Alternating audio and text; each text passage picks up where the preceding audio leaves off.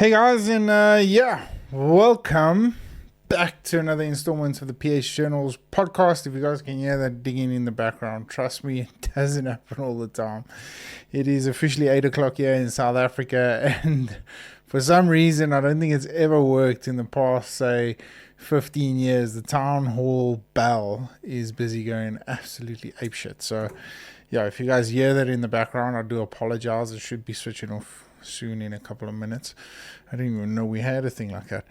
Anyway, this week's podcast, firstly, I just want to say a massive big thank you to everyone that has sent me stories on some of their excursions out on their safari adventures. Last week's episode absolutely created a frenzy when it came to stories. We've got a couple of good ones out of them, and we're going to share with you guys a very special but hilarious story with you guys in this episode, as well as I touch base with why. Why do I do what I do? All in today's episode.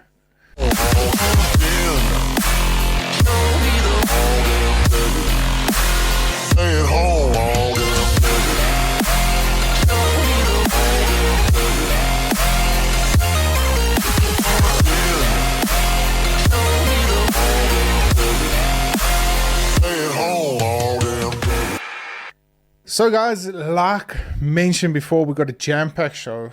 I know last week I said I'm going to start out with the stories and really get the vibe going for the show. However, this story is particularly good. The topic I'm about to discuss this evening is not controversial. It's not any of that sort of stuff. It's a little bit serious. I've been inundated with videos, suggestions, conversations,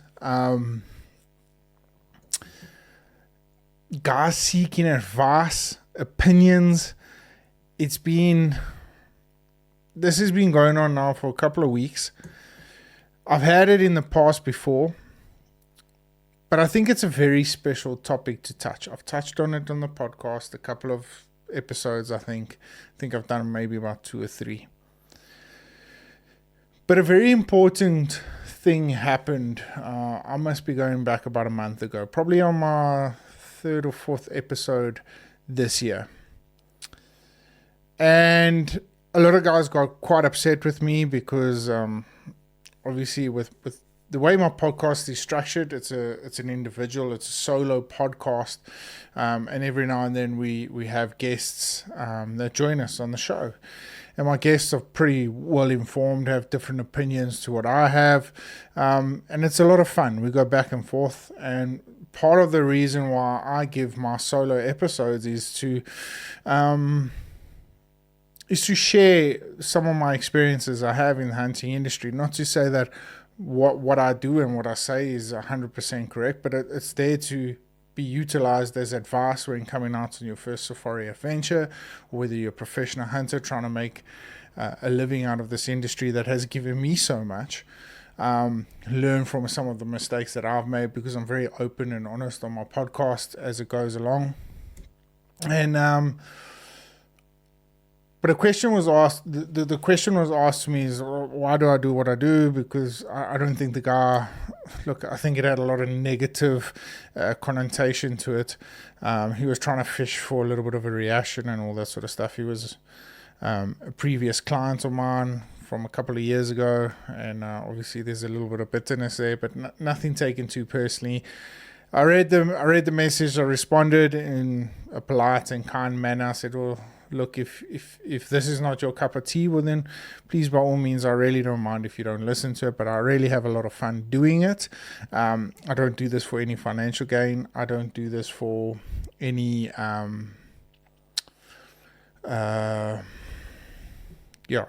I don't do it for any financial gain or to broaden my sponsorship connections or anything like that. It's purely just about connecting with fellow hunters, fellow professional hunters, outfitters, whatever the case may be, and sharing a couple of stories and sharing opinions, advice, and some of the lessons that I've learned within the industry. Anyway, with that being said, this particular podcast is exactly the reason why I do what I do. It's exactly the reason why I have a podcast. It's exactly the reason why I have strived to drive my social media as much as I possibly can so that I can get the ultimate amount of leverage out of it, not from a business perspective, but also from an advocate for conservation. So, a couple of weeks ago, there were a bunch of videos that were sent to me, some of which were bow shots that were taken, some of which there were guys shooting animals off the professional hunters pickup, majority of them, some of which were guys hunting off the back of a bakkie, some of which were guys taking ridiculously long range shots, unethical shots with other animals standing behind. And I felt it wasn't my place to pull these videos out individually and criticize them individually. And it's not that I want to criticize any of the videos, whether I believe it's right or wrong. Who am I to say, right? But it's given me a lot of time, and it's afforded me the opportunity to really look at my why. Now, a couple of weeks ago, I can't remember exactly, maybe towards the end of last year, I did a podcast and I said a couple of things on a podcast. I was a guest on a podcast and I probably said a lot of things out of context. I learned a lot in that episode that I did. It was never aired. Snippets were. I really did. I learned a lot of mistakes that I had made. Generalizing. I learned that generalizing in a very sensitive industry touches a nerve that you don't really want to touch. As much as I'm all for telling the truth, exposing the people that are doing shady deals, unethical actions, unethical behavior, and all this sort of stuff, I don't feel it's right that on an industry that is plagued by inaccurate figures, I mean, we having a look now, I haven't watched it yet, I really do, but I've just from some of the snippets that I've seen from the Blood Origins documentary that they did on the Botswana elephant, it's just amazing. Myself, who's literally going to hunt in that country this year, was completely uninformed of exactly what was going on over there, because the perception gets skewed. So where am I going with this? Well, what I learned is that the industry is far bigger than conservation on animals.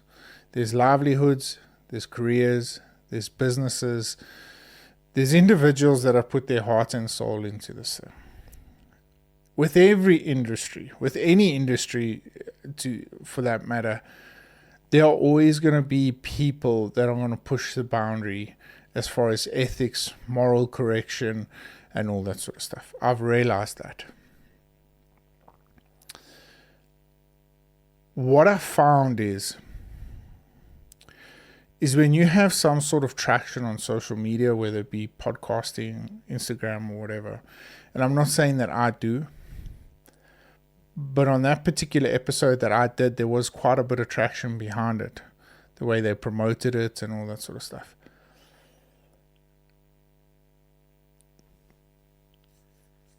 The greater perception needs to be one of a positive reaction. Now, what do I mean by this? I mean that if you're going to put out something that you believe in, you need to make 100% sure that if there's a gray line in that scenario, and you draw a gray line through it, no matter how finely you cut that gray line, you're always going to upset somebody within the industry. somebody that might be working just as hard as what you do for conservation, for all the right things, but might just have a different viewpoint and different perception. And then on top of that, you've got people that will snippet the whole thing so that that perception is skewed to the credibility of the creator. So if there was a certain agenda that somebody was wanting to push out of it and it was skewed, ultimately things aren't going to come out correctly. And again, who am I to say that my opinion is 100% correct? Because that's not what I'm after. I'm not here to give an opinion on something, whether it's right or wrong. Because in an industry that is so sensitive, I don't think that is very fair. However, I am allowed to have an opinion. And since that day of what happened to me with everything taken out of context and all that sort of stuff, my opinion now is one of the broader perception. So, where am I going with all of this? Well, to get back to a couple of the videos that were sent to me, and if I just have to lightly mention certain scenarios, for instance, for me, the one that sticks out the most was the shot I hunted with the individual. He was really, really incredible. He was a stalwart of the conservation world. He still hunts to this day. He's from across the pond. He's a true ambassador for the hunting industry. However, what really upset me, and again, who am I to say that my opinion is right? So please, guys, this is just my opinion. I'm not saying what I believe is right or wrong. I'm just saying that I'm fully capable of having my own opinion about something and whether I believe it's the correct thing to go about or for the industry, for the greater good of the industry.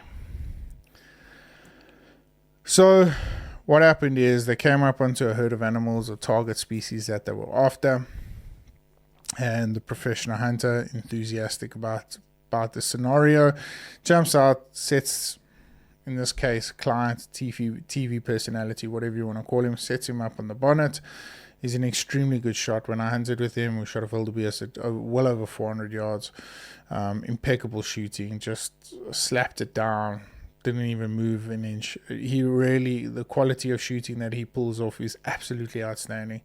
Anyway, they settle down on the hood of the truck, and he lines up and he shoots this animal.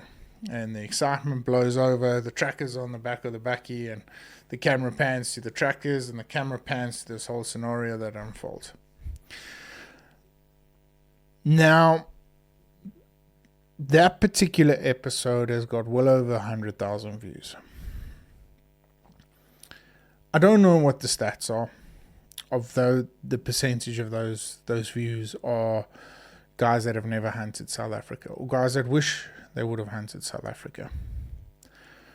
Now, for me, if it's greater than 10%, that video is doing a complete injustice to what the hunting industry would be perceived as. Because myself as a professional hunter, I don't practice those practices. I don't hunt off a pickup. I don't believe in it. Of course, there are different scenarios. There are certainly scenarios for that. And we can get into that on another episode. But right now, that is not something I advocate for. Whether it's right or wrong, I wouldn't be able to tell you. But it also isn't a perception that I would like to leave out there in the industry. So what do I really mean by that? Well, if we are going out with the sole purpose to go and video a hunt, take the footage, put it out there for social media or for individuals to make their own perceptions on them and own assumptions on them. We need to consider the greater good of it, right? So like I said, if it's greater than 10% of those individuals that have watched that clip that have never been to South Africa, never put foot on African soil, and they leave that episode with that perception, I personally believe it doesn't do our hunting industry any justice. Again, whether it's right or wrong, you can leave that up to the people that perceive it. Now, why was this such an interesting topic? I was never going to discuss this topic on a podcast again. I felt like I had touched base with it a couple of episodes. I'll probably do one every year on this topic. But what had happened is a very good friend of mine who was really interested. What had happened is he developed an iron deficiency. Not an iron deficiency. He became weak and he struggled. He had to supplement his iron intake. And the one day, me and him, we used to race motocross together. So we weren't come around to my house, let's have a bra type friends. We had each other on social media, and that was it. And one day out of the blue, it was last year sometime, he contacted me and he's like, "Hey Dills, listen, I see you're a hunter. Would you mind if you have any leftover or venison that you're not utilizing, if you have it around? Look, I've developed this, it's not a disease, I've got a bit of brain fog now. But anyway, his body was just lacking iron and he was supplementing it. And he's like, "Look, I've got this situation going on. If you have any leftover venison lying around, please, would you just send it up? I really just want to see if it works and it will change my perception or change so that I could change my diet accordingly, because I don't really want to be supplementing myself for the rest of my life." So I said, "Hey, bud, yeah, sure. I'm coming up that area in the next couple of days." He stays in Alex, just on the other side of Port Alfred. So I was going up that way, and then I was just going to cut through and make a little special trip. Anyway, long story short, dropped it off, and he messaged me a couple of days later, and he was like, "Listen, I'm feeling great. The doctor says my iron count is up, and wada. I really need to start considering getting into the hunting side of things." So, like a lot of these conversations go, you're like, "Yeah, no, we do it for conservation, and this is the way you need to perceive the hunting industry and realize that you need to take the old out and whatever." Anyway, the basic I hunt conversations. So anyway, he turned around to me and he said, "Look, I really want to get into hunting. Where can be a great starting point?"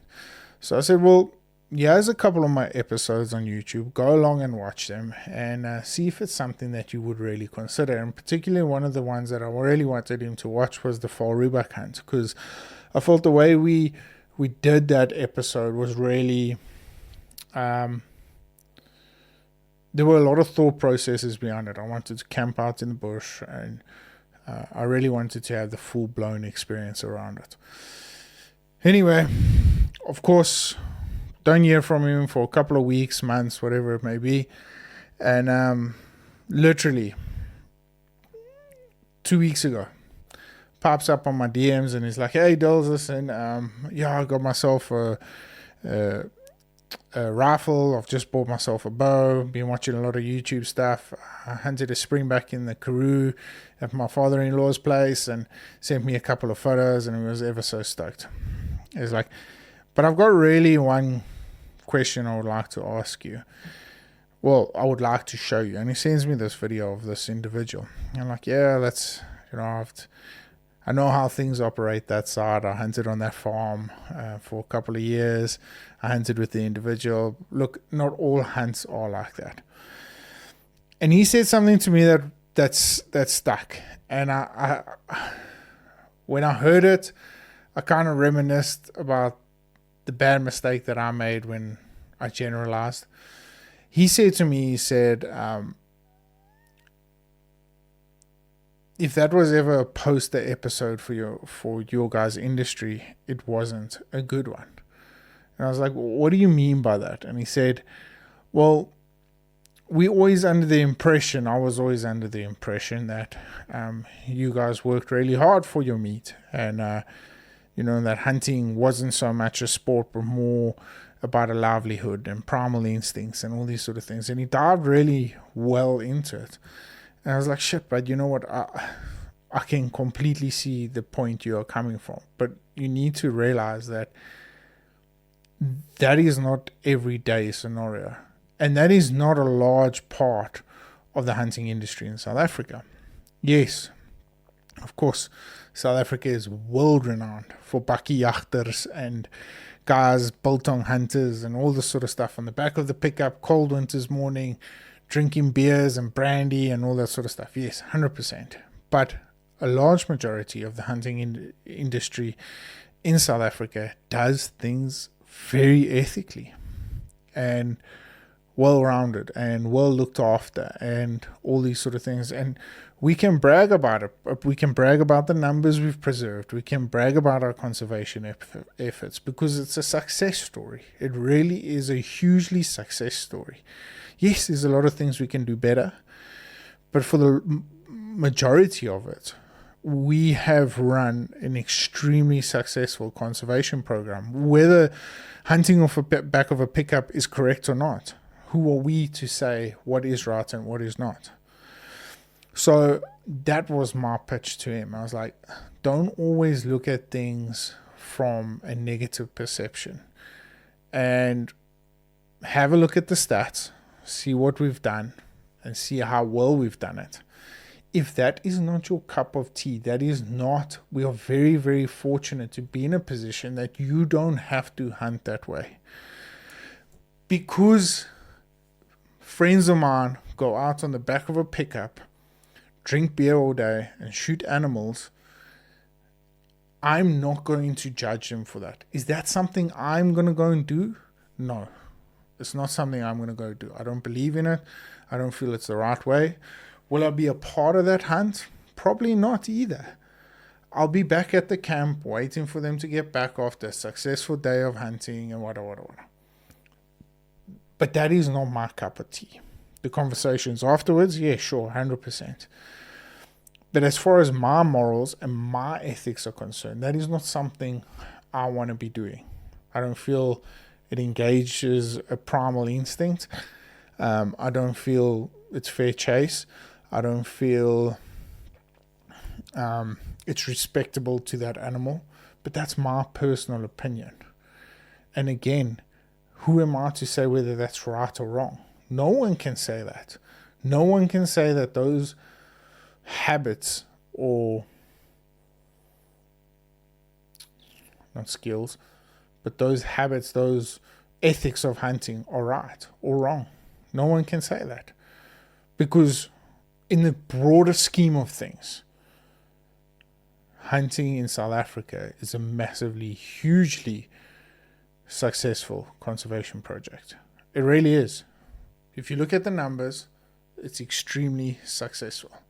No matter how the art is done, it's done very successfully. And we can be proud of that. Morals, ethics, values, and all that sort of stuff, different conversation. But here's where it gets tricky. And again,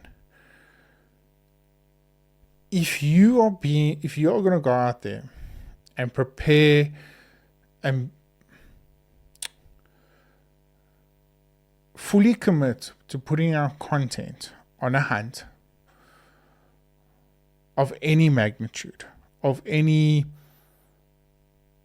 style,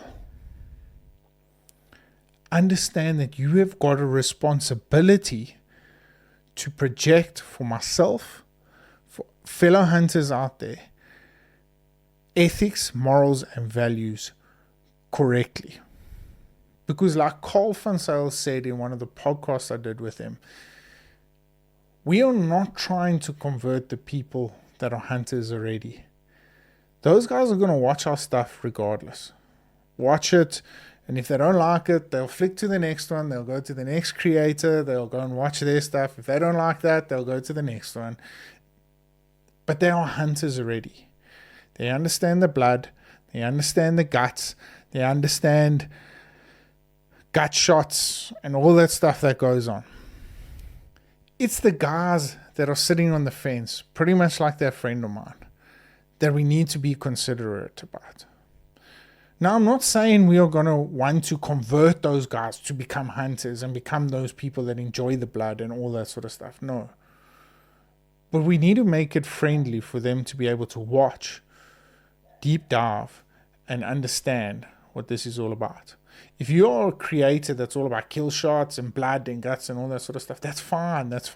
But understand you have a massive responsibility to put out content out there that reflects the greater good of the industry and not just your enjoyment of it.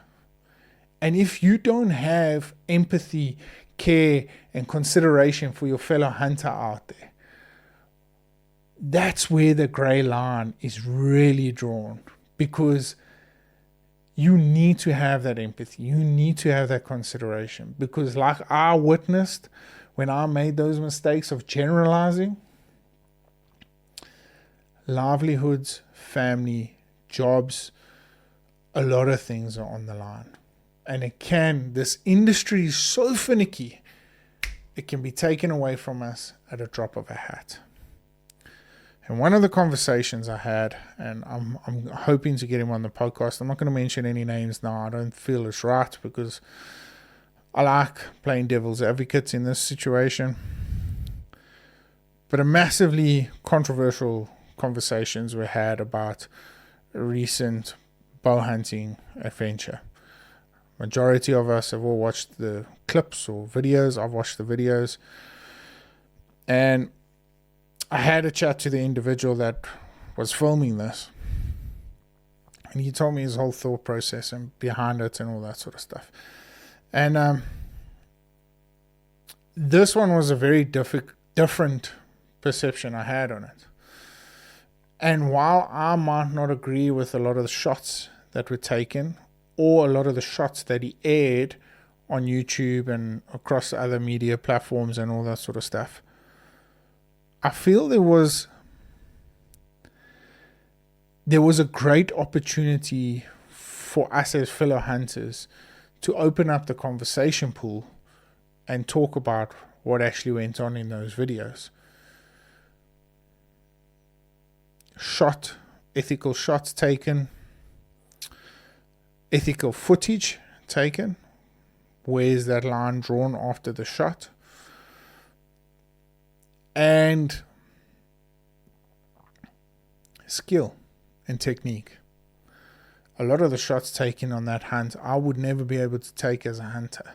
Well, I wouldn't say never, but right now, I am not confident in my skill set to be able to take them. Whether I think they're ethical or not, it's a completely different story. For right now, my perception is leaning more towards unethical. But the way that those guys were so skilled in their artistry and how, you can see that they seasoned veterans at this profession. So taking those shots for them was mildly risky. Every shot's risky,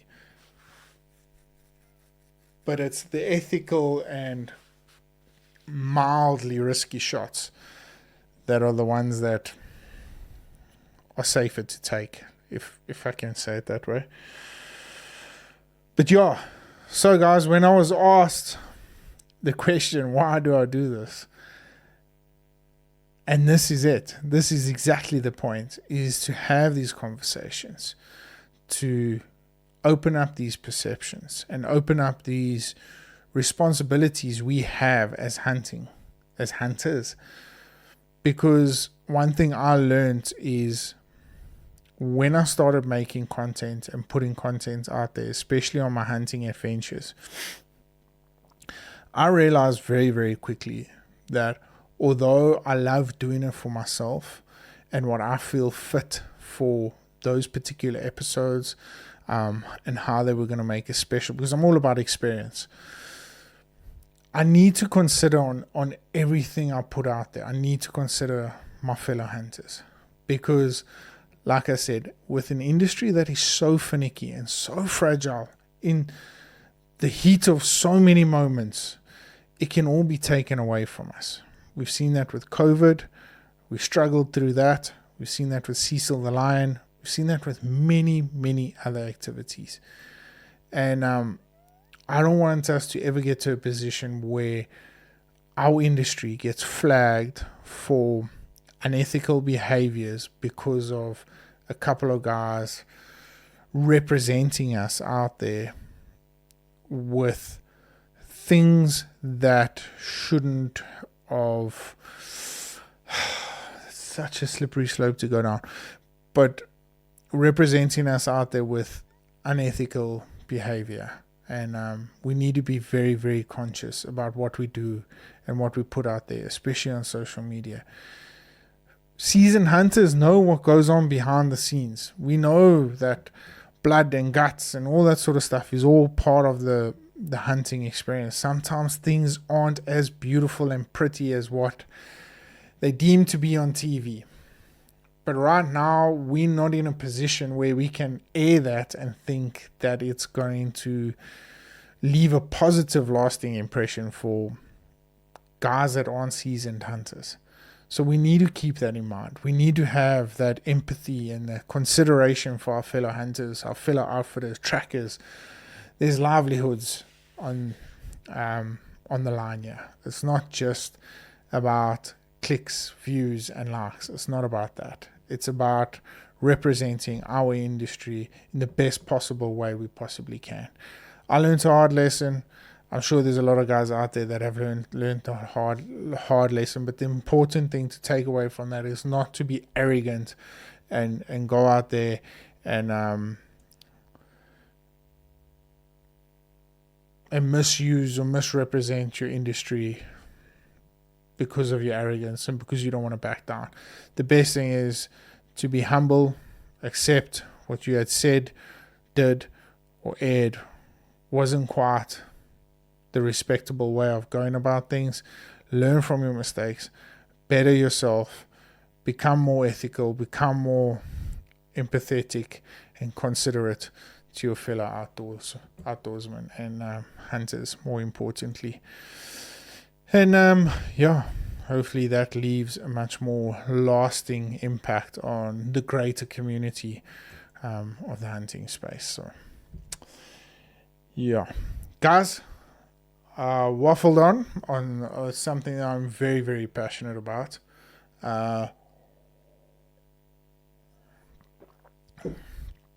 Like I said, my podcasting is something I thoroughly love doing. It offers me an opportunity to engage with people, man.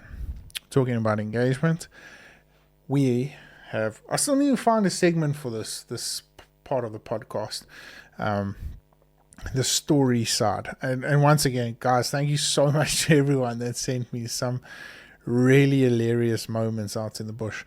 But one that stuck out to me, well, here it goes. PH Journals, Nick Augusta here, straight out of Wyoming, where the wind's colder than a polar bear's nutsack. I'm a huge fan of your podcast. Last week, Bush Toilet Yarn had me crackling, reminding me of the time I damn near shat myself in the African wilds. Sorry. It's becoming our dry season and I've got a bit of hay fever coming on. Let me spin you a dirty side. Splitting tail from our third African safari. Chasing a leopard in northern Tanzanian area. This was my first stab at dangerous game, and holy hell, it turned into a clown show of epic proportions. So picture this. I'm a few days deep in a sweaty bush camp, my balls chafing like they're auditioning for a sandpaper commercial. The excitement's got me harder than a diamond in a snowstorm, and my curiosity running wilder than a hyena on a bender. We already bagged a badass white-bearded gnu and a Liechtenstein hartebeest. So a white-bearded gnu, I haven't heard that terminology in ages. It's a white-bearded wildebeest. So essentially those wildebeest, they get they kind of get misinterpreted between. They look exactly like a blue wildebeest, but except some of them, especially in these areas, they come with a white V on their forehead. They're white bearded, and they actually got white tails as well. But they look like a blue wildebeest, their body and coating and everything.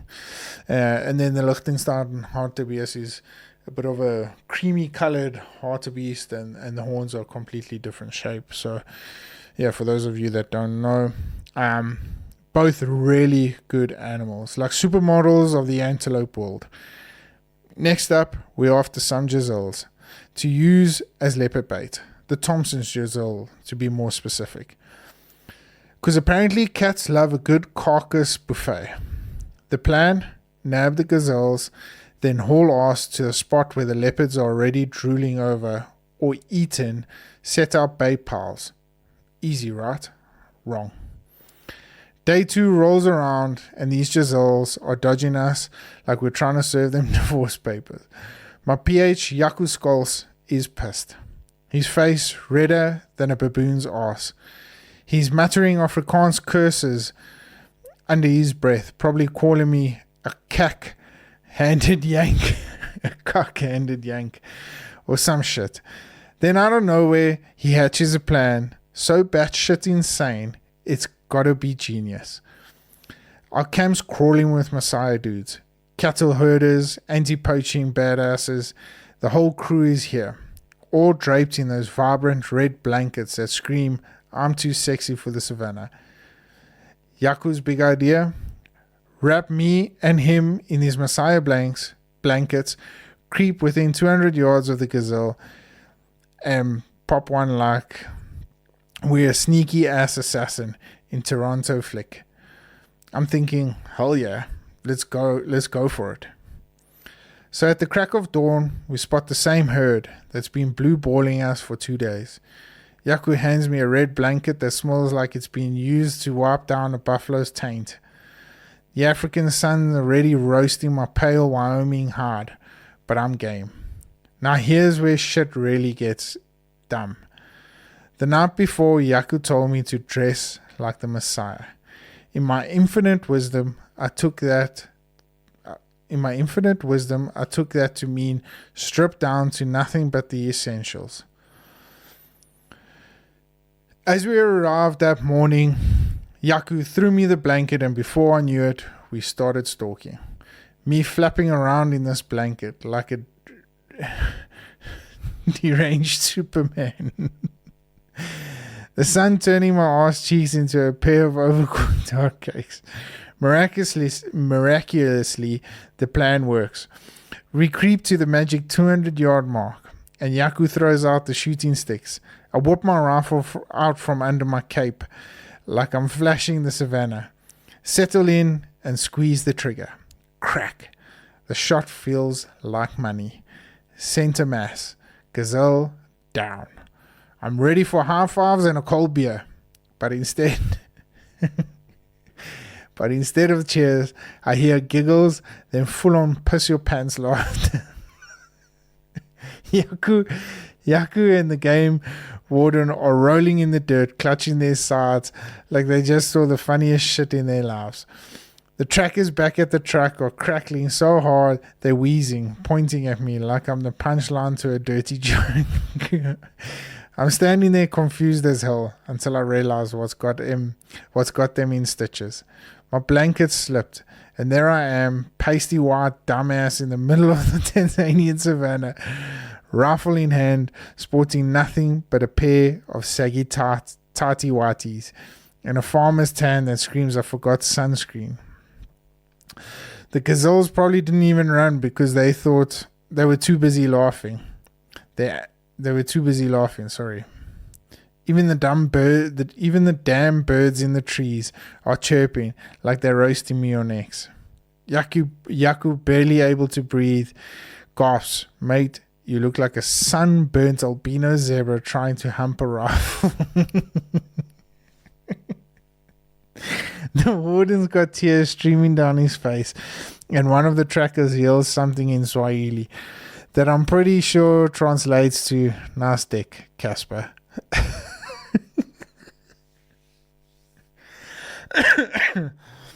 I'm mortified, but can't help cracking up.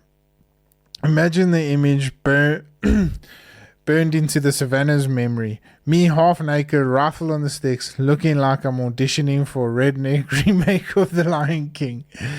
Despite my accidental striptease, we wrap up the 18-day safari like champs. We bag the leopards so gorgeous, plus a pile of other epic critters. Yaku Skolts, you are an absolute legend. You turned my hunt into a comedy show. I'll never forget. PH Journals, your podcast is my chill zone, letting me relive these batshit crazy moments. Keep the dirty stories coming, and maybe I'll swing by with more tales on my dumbassery. Stay filthy, y'all. Nick, the naked bushcat, Augusta. Yeah, Nick. That was brilliant. So yeah, that interesting one is I've heard that tactic before, and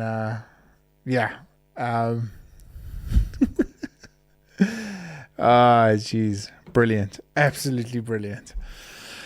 Well, guys, that's it for this week's episode of the podcast. Thank you so much, guys. You know where to find me.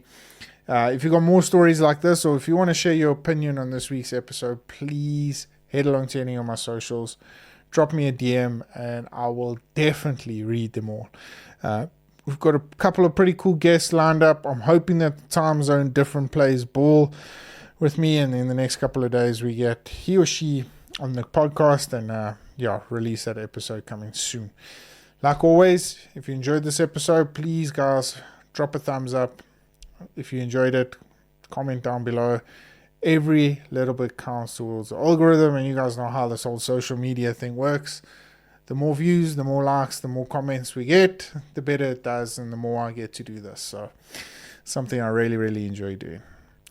Well, like always, if you are, happy hunting. Until then, stay safe, stay blessed, and stay humble.